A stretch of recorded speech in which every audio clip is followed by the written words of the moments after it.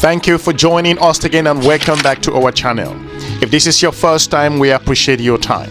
In this episode, we are looking at global geopolitical competition that has hit the continent of Africa. The big question here is, can Africa maintain its voice? Can Africa maintain its voice?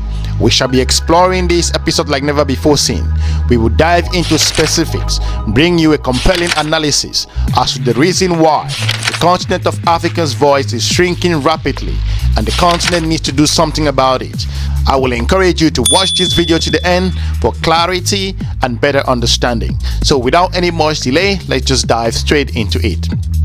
A new wave of high-level visit to Africa shows the complicated strategic choices that the continent needs to make. The Russian invasion of Ukraine in February heightened pre-existing global geopolitical tension.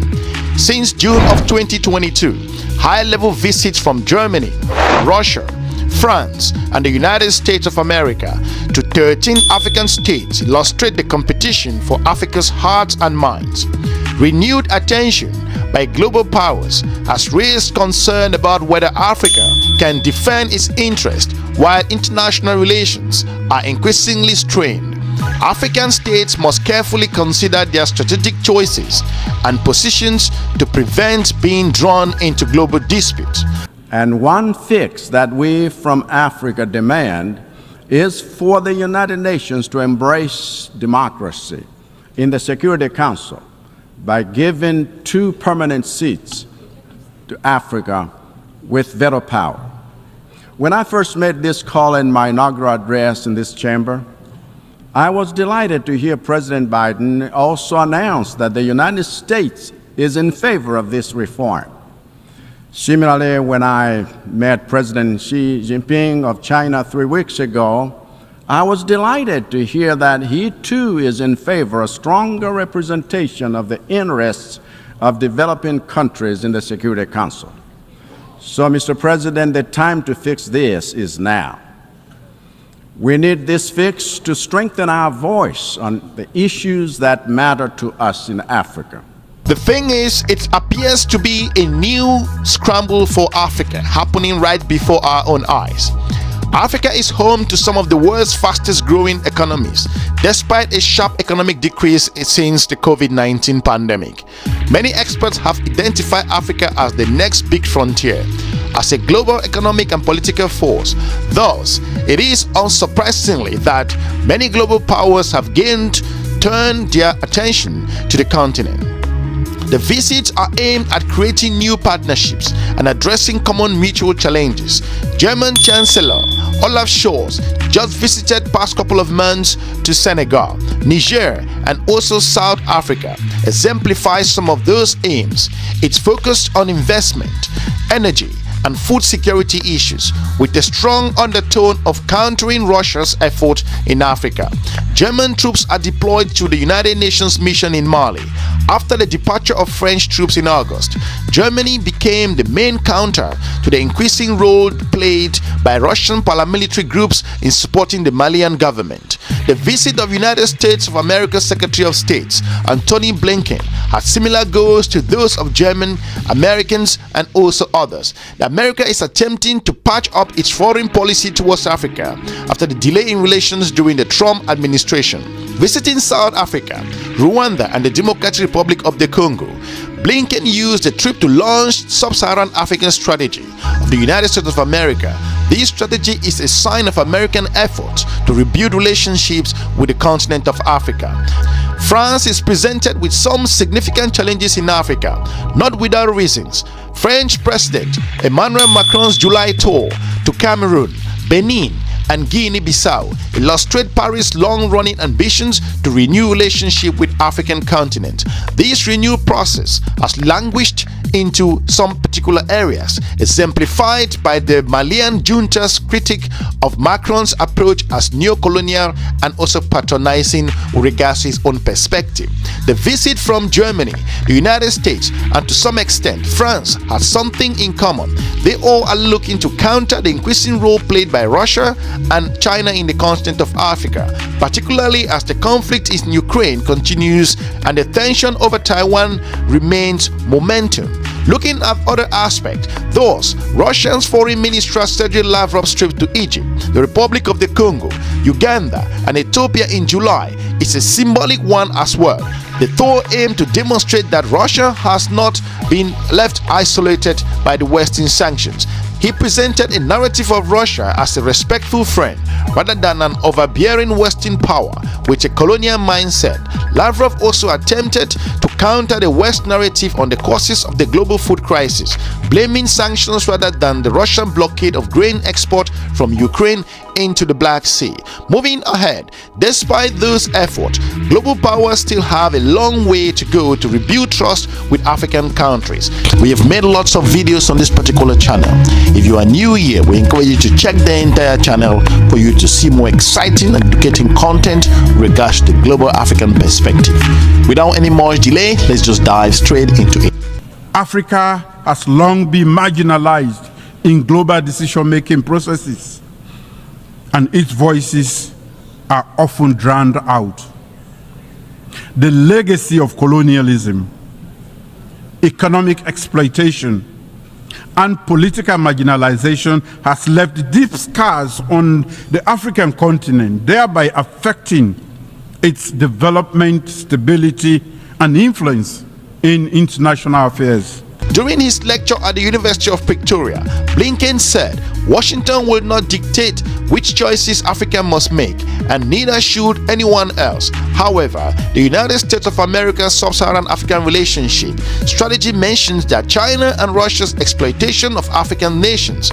These direct references targeting other external forces give the impression that the African continent is more the theater of operations than the focus itself, and that perception is valid for the United States and apparent in how other global powers have engaged with the continent of Africa. While the fact that global powers have their own strategies for Africa, when those restrict Africans' ability to negotiate a space in the world, it may diminish the continent's agencies. Some of those approaches already received some backlash.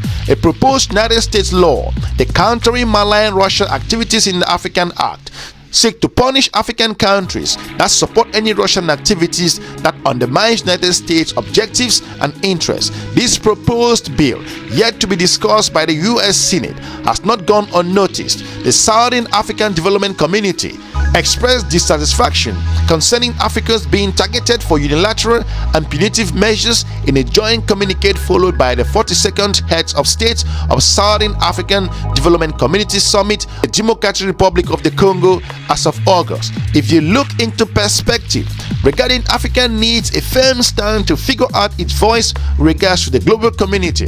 The intensifying competition between China and the United States and powers such as the European Union, United Kingdom, and also India, Turkey, and also Russia, all vying for greater influence across Africa, will likely have important consequences for peace, stability, democracy, human rights, and also the development across the continent. Africa's abundant gas and oil reserves could supplement Europe's need as it searches for alternatives to Russian gas, oil, and coal. Despite a push for a just transition from fossil fuel, African states could still seize opportunities to negotiate favorable carbon export agreements, diversifying and strengthening their external partnership. The West should go beyond rhetoric, commitments, and also change how it interacts with the continent of Africa. Many call Western approach hypocritical by demanding that African states take a stand in the European conflict, while many African crises remains overlooked and also under-supported. Moving ahead, several African leaders have asserted their will to remain neutral during this rush of high-level visit.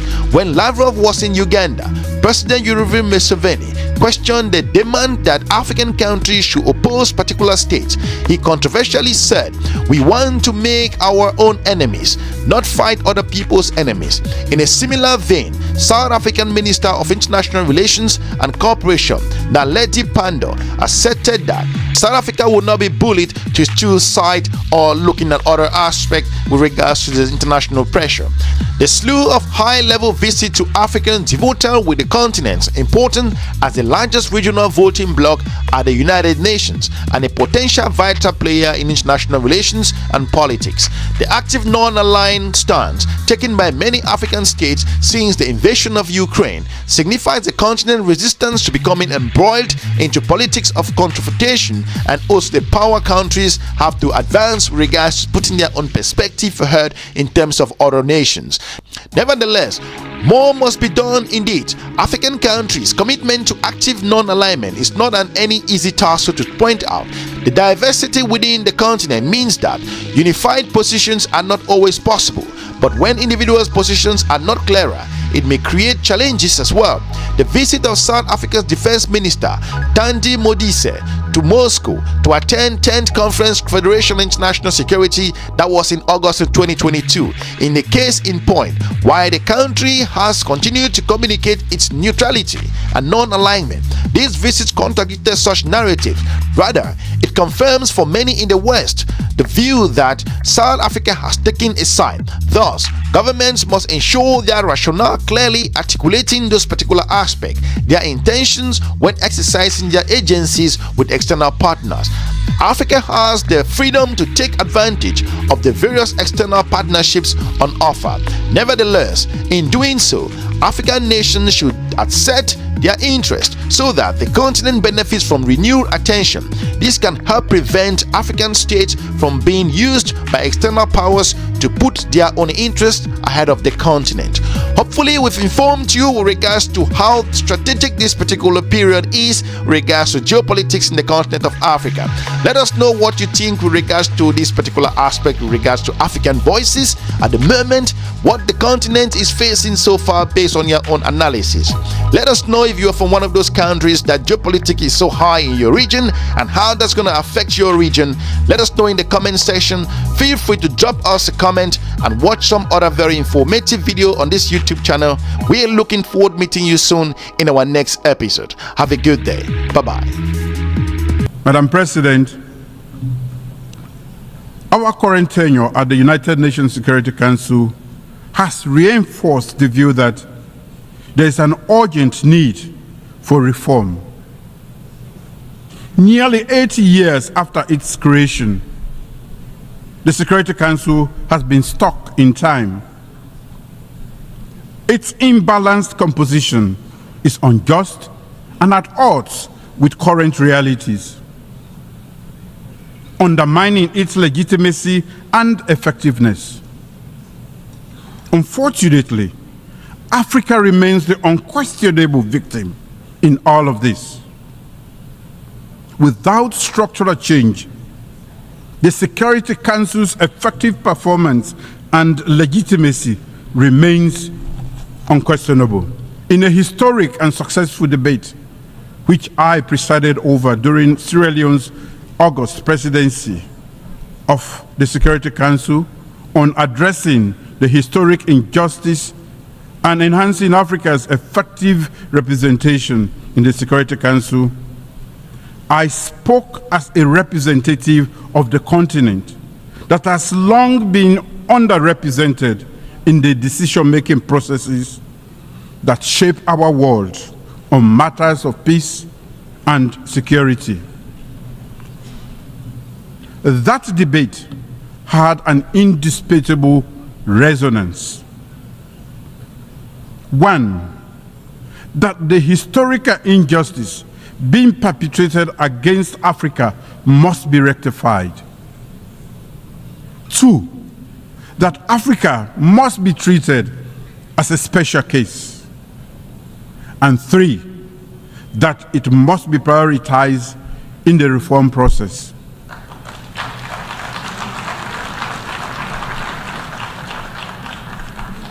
In expressing appreciation for the active and supportive engagement by the many interest and regional groups, as well as invited member states to the debate, the facts and issues are now clear to all.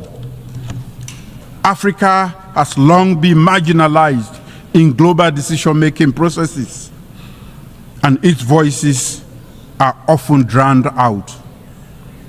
The legacy of colonialism, economic exploitation, and political marginalization has left deep scars on the African continent, thereby affecting its development, stability, and influence in international affairs.